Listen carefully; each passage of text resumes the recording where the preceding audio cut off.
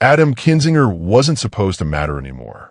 At least, that's what the Republican Party hoped when they tossed him aside like yesterday's stale press release.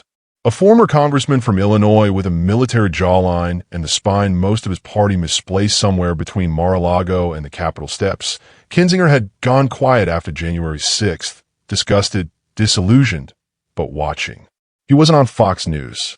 He wasn't doing the podcast circuit with the other ex-Republicans. He wasn't selling supplements to scared boomers or pretending to prey on Truth Social. No, Kinzinger did something strange for a former politician. He got real quiet. And that's what made this moment feel dangerous. Let's be real. If you had just 1 minute face-to-face with Trump right now, would you tell him the truth, or would you stay quiet like the rest of his enablers? No right or wrong here. Drop your answer in the comments. We want to see who's bold enough to speak up. Because when someone disappears in Washington, they usually come back wearing a new suit, singing a new song. But Adam came back carrying a folder. And not the kind with flashy logos or talking points. A plain red one, worn at the edges, the kind that looks like it's passed too many hands and seen too many secrets. The public didn't expect him, especially not on live television. Especially not walking calmly into the CNN studio with that smirk of someone who knows the whole building is about to burn down and he's holding the only fire extinguisher, and it's empty. The show was supposed to be just another panel, another slow news day. But as the camera lights flickered on and the anchor gave him that sanitized welcome, Adam did something nobody does anymore. He told the truth. Not the media-trained, polished type of truth, but the ugly kind. The kind that drips. The kind that makes your palms sweat when you hear it, because deep down, you know it's going to mess everything up. So who is Adam Kinzinger? He's the guy who got tired of pretending the emperor wasn't pantsless, tweeting insanity, and hoarding classified documents like Pokemon cards. He's the guy who watched his own party froth at the mouth, defending a man who once bragged about grabbing women, and then acted surprised when that same man incited a mob to bring nooses to the Capitol. Kinzinger was once one of them. A Republican. A loyal one, even. Voted with them, played nice, wore the stupid red tie. But he drew a line on January 6th. When others chose cowardice and clout, he chose exile. And exile makes people dangerous because they've got nothing to lose. Now, out of nowhere, he walks onto a live set, sits down across from the anchor like he's ordering coffee, and says it. I have documents that prove Trump knew about the foreign money before the election. And worse, he told his campaign team not to say a word. The studio went dead silent. The anchor froze. For a few seconds, the silence screamed louder than any crowd at a Trump rally. But Kinzinger wasn't finished. And I'm naming names. The temperature in the room dropped. Producers in the back scrambled. Legal teams probably started sweating bullets. And somewhere, Donald J. Trump was watching. Not from a palace. Not from courtroom. But from a golf cart, half a cigar burning between his fingers, as his phone lit up with 10 different notifications screaming the same thing. He said your name, and that was just the beginning. The real show was about to start. The air inside the studio felt like it had been sucked out through the vents. The anchor, some polished suit named Darren with just enough Botox to dull real emotion, stared at Adam Kinzinger like he'd just dropped a live snake on the table. Behind the camera, producers stopped mid-coffee sip. Even the boom mic guy leaned forward. Adam, unfazed, sat back in his chair, one ankle calmly resting over the other. He wasn't sweating, wasn't stammering. He didn't bring notes or a laptop or a legal pad covered in scribbles. Just that red folder. It sat beside his elbow, plain and thin, but it might as well have been a stick of TNT. Darren cleared his throat and forced a smile that looked more like a grimace. Congressman Kinzinger, are you saying the former president knowingly accepted foreign money during his campaign? No, Adam said, shaking his head slowly. I'm saying he asked for it. That sentence sliced through the silence like a chainsaw. One of the interns audibly gasped. Darren blinked once, twice, unsure if he'd misheard. Adam continued, each word sharp and deliberate. Trump met with intermediaries from 2 countries. Both offered financial support, illegal, under the table. He greenlit it, told his team to hush it up and reroute the funds through dummy corporations. Some of it ended up funding voter data operations. The rest, well, the rest paid for yachts and hotels and hush money. There was no turning back now. Darren reached for his earpiece, probably being screamed at by a legal team somewhere, but Adam kept going. He flipped open the red folder like he was opening the last page of a diary. Inside, a neat stack of photocopied wire transfers and private memos sat in full view. Redacted names, some still legible, peeked out beneath the black bars. "Here's the receipt," Adam said. He slid one document forward. "This one's from a bank in Cyprus. You'll notice the initials DT on the authorizing signature. That's not Dan Thompson." The camera crew shifted awkwardly. One of them whispered, "We're still live." Another muttered, "I think we're going to get shut down." Adam pointed to another sheet. "And this one here? That's a signed directive from a campaign advisor, someone still on the MAGA payroll, by the way, advising staffers to ignore any inquiries from the FEC. Because, quote, we'll just pardon everyone later anyway." Darren froze. He wasn't built for this. He was built for press releases and softball questions, not for live grenades. You could practically see him calculating the odds of his career surviving the next 60 seconds. "Why are you bringing this forward now?" Darren finally asked, his voice tight. Adam sat up straighter. "Because I'm done pretending. I watched good people lie for him. I watched elected officials turn their backs on everything they claimed to believe in. And every time I thought it couldn't get worse, every single time, it did. This man is a criminal, and he's protected by cowards in suits who are more afraid of a tweet than they are of treason." The last word hit like a punch. Treason. Out in the hallway, someone kicked a trash can over. Maybe on accident. Maybe not. Adam flipped one final page and placed it in the center of the table like it was an offering. It was a handwritten note. Not typed. Not emailed. Ink on paper. The kind that can't be explained away as a spoof or fake account. The handwriting matched other Trump notes that had leaked in the past. Loopy, messy, like a Sharpie in a rush. It read, "Tell them to keep their mouths shut and I'll handle the DOJ. We got friends. Don't worry about the money. They're more afraid of me than we are of them." Darren didn't speak. He didn't move. His face had gone pale. The camera light above blinked twice, a quiet warning from the control room. Adam leaned in, soft now, like he was speaking to a friend. Everyone keeps saying Trump's a political threat. He's not. He's a mob boss with a Twitter account. And it's about time someone stopped pretending otherwise. Then he looked directly into the camera. "To every Republican still pretending this man is your savior, you're not patriots. You're enablers. And history will call you exactly what you are, accomplices." And just like that, the feed cut to commercial. Too late. The world had already seen it. Phones across the country lit up. Twitter, or whatever Musk was calling it now, caught fire. Hashtags exploded. Hashtag Trump files. Hashtag Kinzinger leaks. And the trending topic that scared Trump the most. Hashtag indictment now. Backstage, Trump's team watched the broadcast unfold on a muted TV, horror spreading like wildfire across their faces. But Trump? Trump sat still, red-faced, lips pressed tight. His hands trembled. For once, he had no snappy comeback. No distraction tweet. No rally to whip up.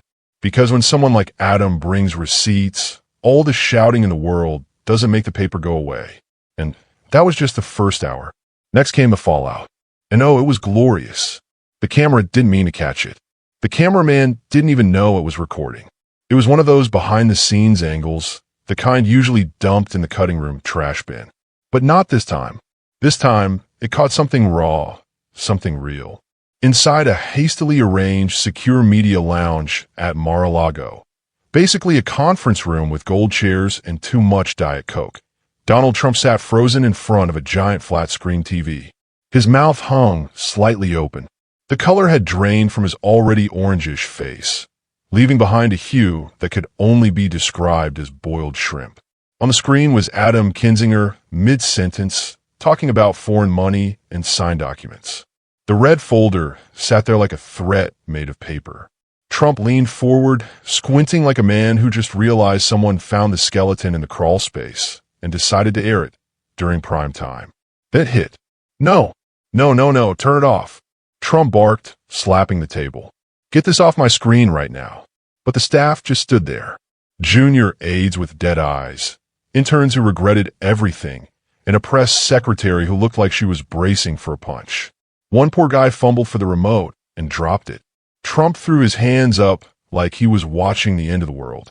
What the hell is this crap? His voice cracked. The meltdown had begun. He stood up too fast and knocked over a glass of Diet Coke.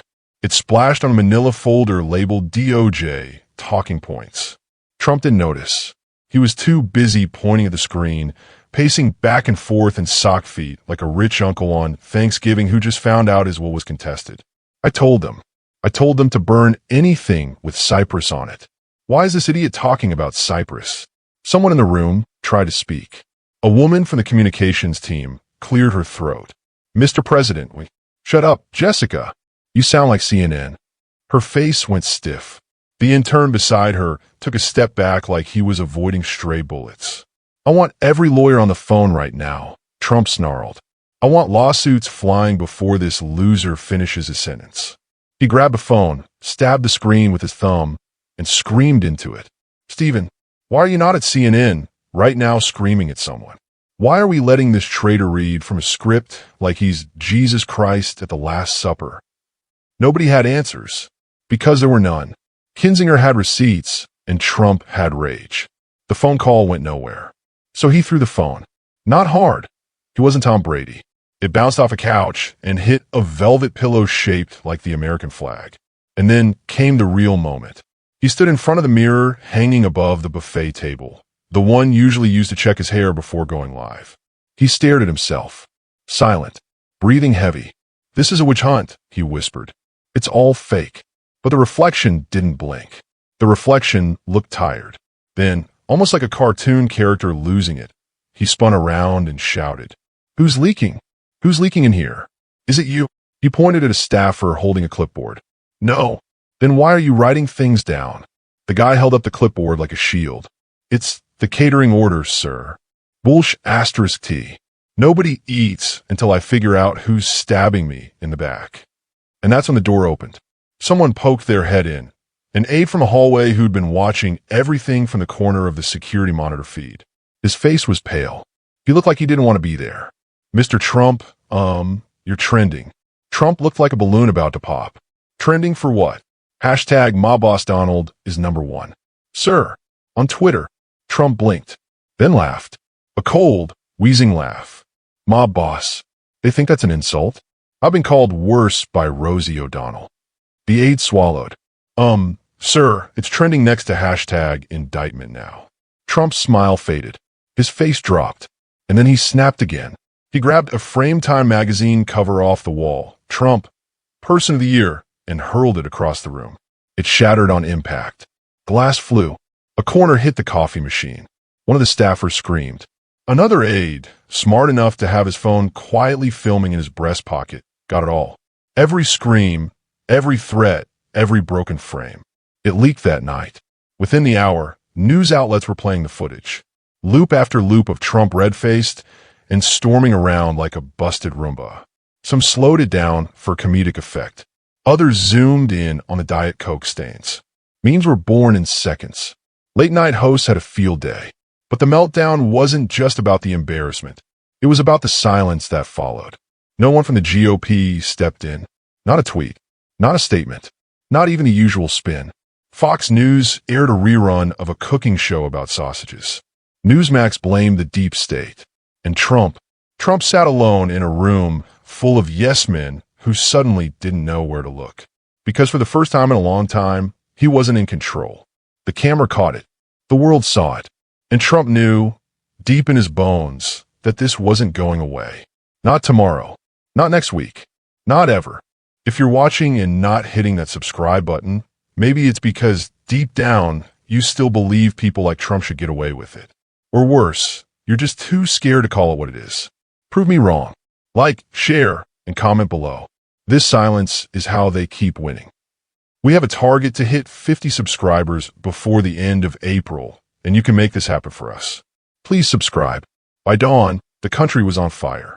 Not literally, though if Trump had access to flamethrowers, he might have tried, but in the only way America knows how to explode anymore. online, in studios, and across phone screens, shaking in rage, disbelief, or popcorn-fueled amusement. Kinzinger's folder had cracked open the seal. Trump's meltdown added gasoline, and now the entire media machine roared like an engine with no brakes. MSNBC ran wall-to-wall coverage, looping the moment Trump barked, "Who's leaking in here?"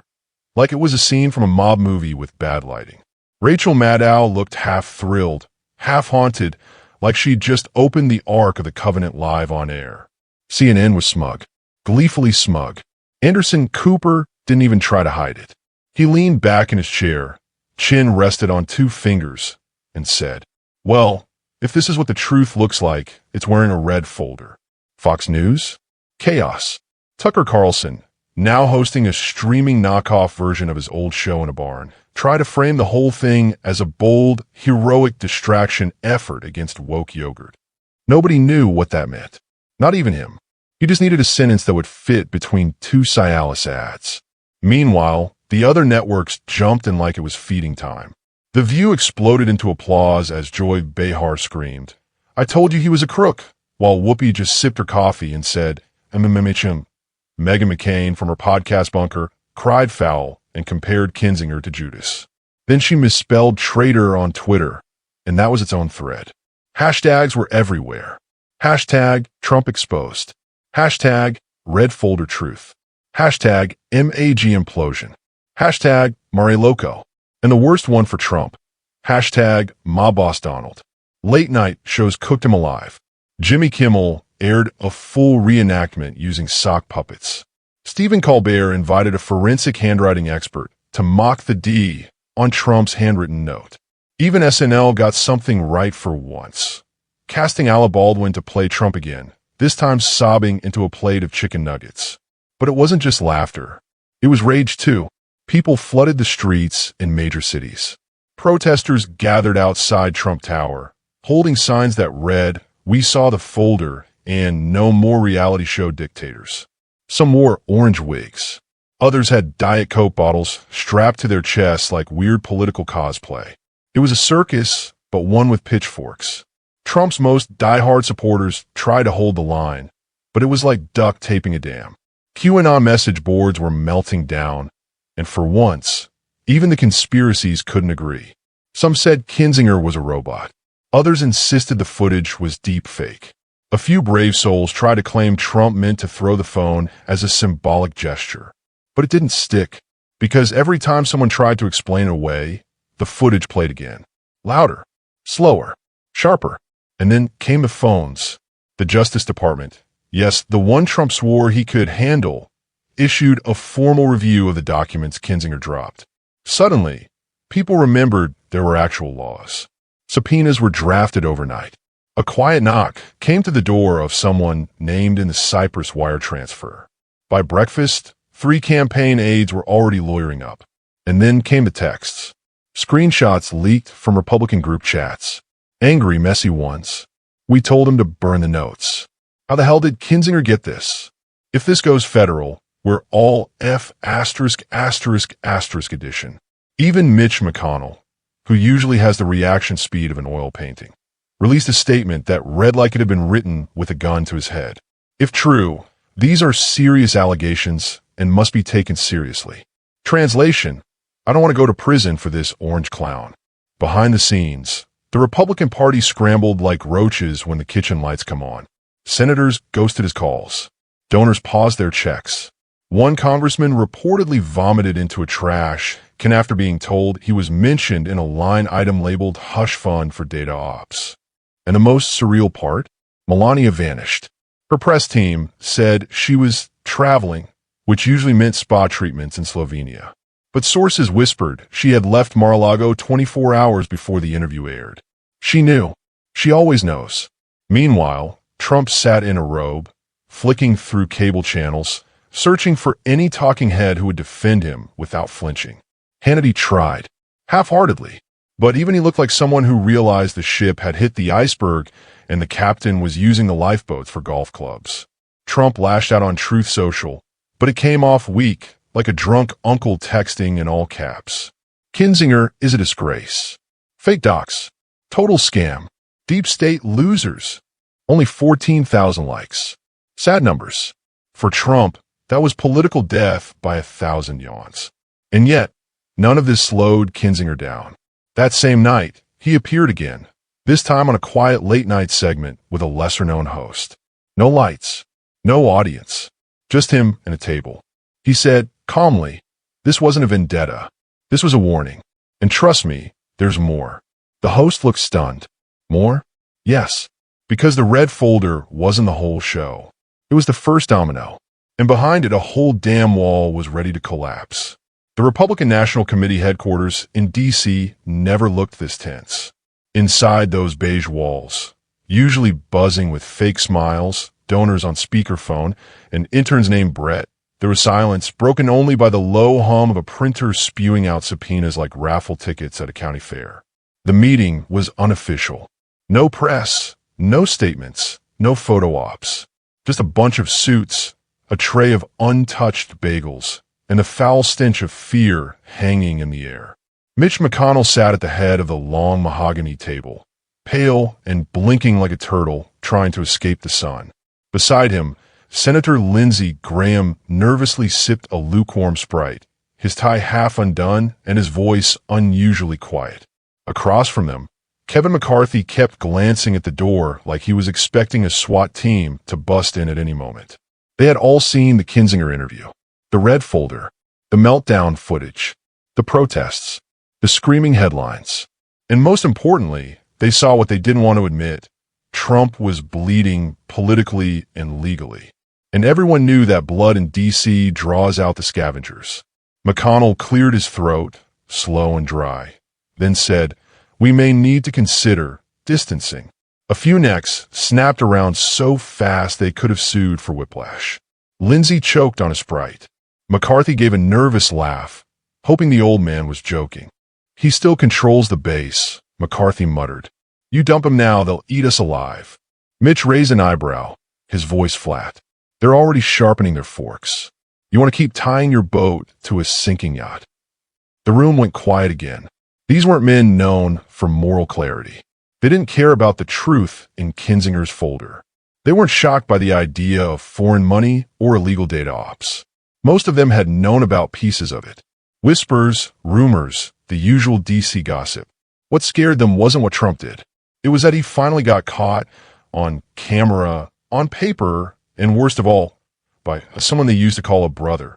The walls were closing in, and they were all still inside. In the hallway outside, aides whispered to each other in urgent tones.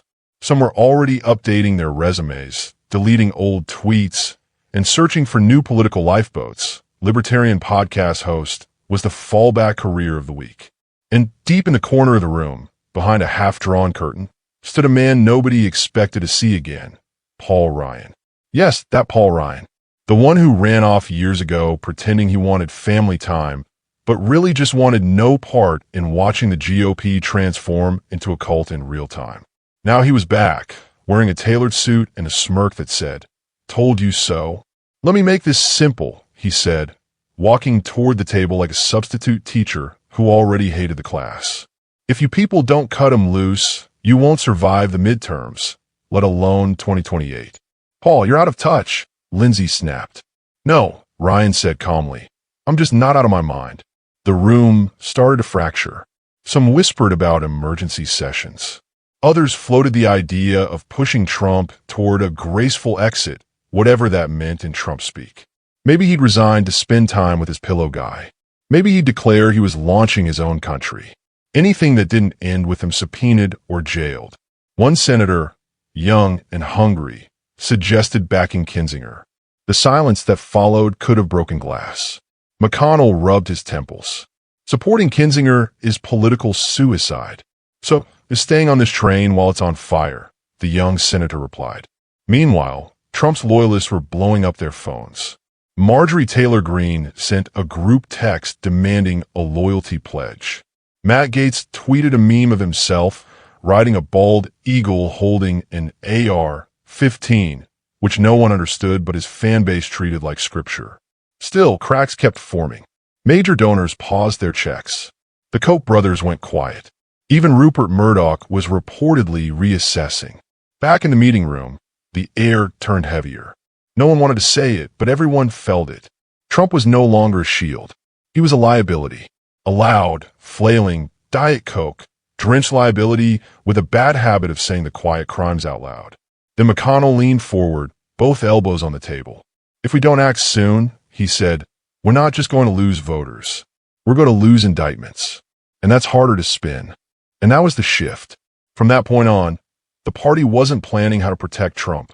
They were planning how to outlive him, how to survive his collapse without getting crushed beneath it. Some suggested leaking more info to speed up the process, to distract the press, to rip the Band-Aid off. Others pushed for new candidates. DeSantis tried to slither back in the chat, but no one texted him back. Nikki Haley gave a press conference that nobody aired. Mike Pence just prayed, loudly, in public, into a camera. Again, by nightfall, internal memos had gone out. Coordinated language was being tested. We respect the former president's service, but the party must move forward. No one is above the law. These allegations deserve a thorough review. Safe words, fence sitting, the kind of statements that meant nothing but were still safer than outright support. The panic wasn't about policy or loyalty. It was survival. And the GOP, for all its bluster, is built on one rule above all. Save yourself first. Back at Mar-a-Lago, Trump could feel it. The silence. The absence of calls. The way his favorite enablers were now unavailable or traveling. Even Fox News had stopped taking his rants live. He knew what was happening. The rats weren't just leaving the ship. They were pushing him off it. And somewhere, in a private studio in Chicago, Adam Kinzinger sat quietly at a desk, watching it all unfold. He didn't smile. He didn't need to. The house was finally starting to clean itself, and he still had half the folder left. He didn't come back for the fame. That part had always made him uncomfortable. Adam Kinzinger had never liked the stage lights, the makeup, the fake smiles, or the overly cheery morning hosts pretending they weren't just reading corporate scripts. But this time, he agreed to one last interview. One final sit-down. No filters. No press handlers. No promises. The room was small, quiet. Low lights, one camera, no live feed. Just him, the host, an independent journalist named Nora Valdez, and the eyes of a nation waiting to hear what was left. Because everyone knew there was more. The red folder? That was just a spark. The fire was still burning, and Kinzinger was holding the gas can. Nora adjusted her mic and looked across at him. Her voice was calm, but she wasn't playing softball. You understand what you've done, right? You've torn through the party you used to belong to. Adam nodded. No flinching. It needed tearing. He looked different now. Not scared. Not smug. Just finished. The kind of man who's seen enough to know most people lie to survive. And some lie because they enjoy it. He reached into his jacket and pulled out a thumb drive. No drama. No folder this time. Just a tiny piece of plastic that could ruin entire careers. He placed it on the table. Everything's on there. Nora leaned in. What exactly is it? More proof. Audio. Emails. Internal communications. A breakdown of how the campaign funneled foreign funds through nonprofits. Names. Dates.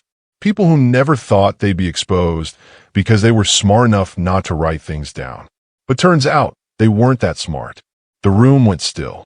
Not even the camera crew shifted. Nora blinked. Why give this to us now? He smiled, but there was no joy in it. Just clarity. Because I'm done being quiet. And they're done pretending this was about patriotism. It was about money, power, blackmail, and fear. He leaned forward slightly. His voice dropped, sharp and slow. You know what scares them the most?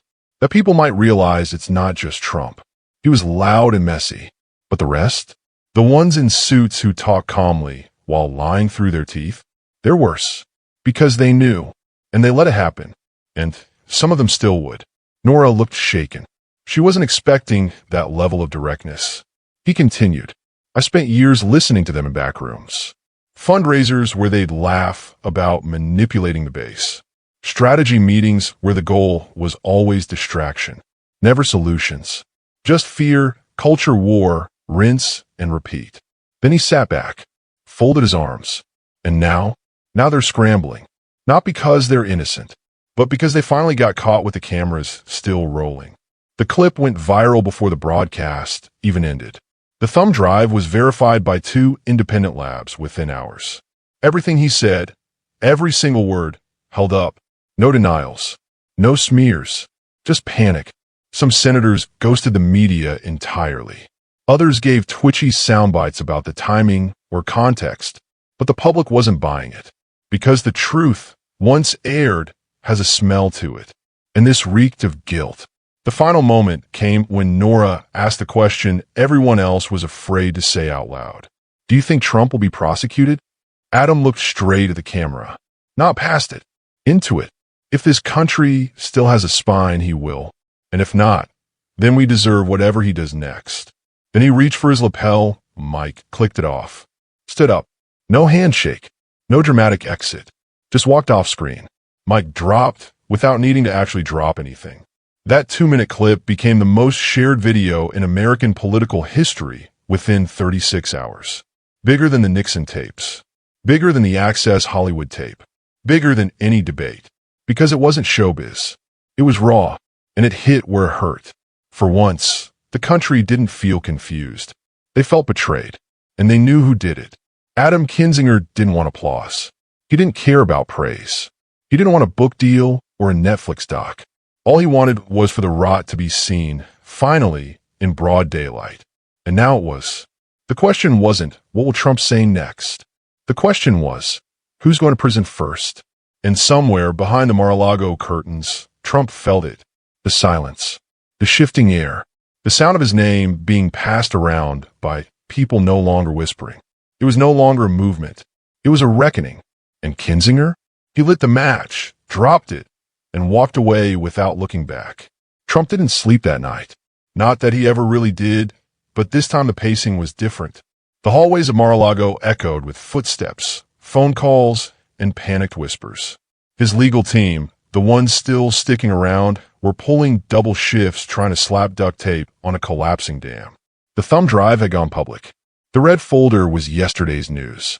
Kinzinger's mic drop became a meme, a ringtone, and a t-shirt slogan before the sun even came up. The country didn't just wake up. It snapped out of a years-long daze. People were furious, not because the corruption was new, but because it had been allowed to rot in plain sight while half the nation was gaslit into defending it. And for the first time, there were cracks that couldn't be patched with slogans. The MAGA machine wasn't just sputtering, it was coughing blood. GOP insiders were now talking indictments on open mics. Campaign managers were deleting their Signal apps like their lives depended on it. Donors ghosted. Former loyalists called in sick. Even Roger Stone's creepy little cryptic tweets had gone silent. But Trump? He still thought he could spin it. That he could blame it on the deep state, or Hillary, or the FBI, or maybe the ghost of Ronald Reagan. He didn't understand. This wasn't a scandal. It was a shift. Something had snapped. The illusion had worn off. The circus tent had collapsed. And as for Kinzinger, he didn't ride off into the sunset. He didn't book a Netflix special or launch a new pack. He went home, turned off the noise, let the truth speak for itself. But here's the real kicker. He wasn't alone. Sources were already whispering that others were ready to step forward. Former staffers, disgruntled operatives, even a few Republicans with just enough conscience left to feel the itch. The documents had names, and those names had files, and those files had backups. So the question hanging in the air wasn't, can Trump survive this? It was, who's next? Is this the final chapter of Trump's grip on American politics? Or are we standing at the edge of something even bigger, a reckoning that reaches deeper than anyone thought? Because here's the ugly truth. Trump didn't build this alone. He just shouted the loudest while others stood behind him, smiling. But now the curtains ripped down. The lights are on, and we're all staring at the mess. So what do you think? Is this the end?